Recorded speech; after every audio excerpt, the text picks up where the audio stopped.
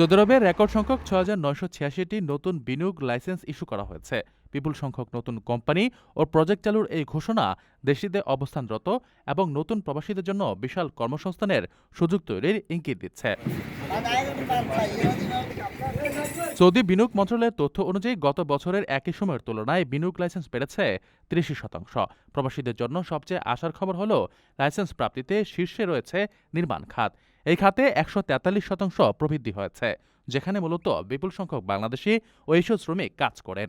এছাড়া পাইকারি ও খুচরা বাণিজ্য, উৎপাদন ও পরিবহন ও আবাসন খাতেও বড় ধরনের বিনিয়োগ এসেছে।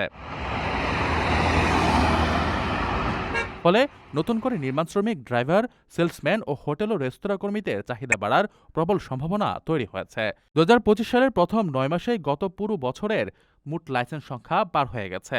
মন্ত্রণালয়ের মতে, বেনামি বা তাসাতুর ব্যবসার বাইরে এই প্রকৃত বিনিয়োগ বৃদ্ধি প্রবাসীদের জন্য বৈধ ও নিরাপদ চাকরি বাজার নিশ্চিত করবে। প্রবাসীদের জন্য নির্মাণ হচ্ছে দেশের প্রথম স্মার্ট সিটি, যেখানে থাকছে স্কুল, মসজিদ, হাসপাতাল, সুইমিং পুল, হেলিপ্যাড, জিম, পাঠাগার, সুপারমার্কেট, শিশু পার্ক সহ সকল নাগরিক সুবিধা। মালিকানা শেয়ার মাত্র ৫ লাখ টাকা।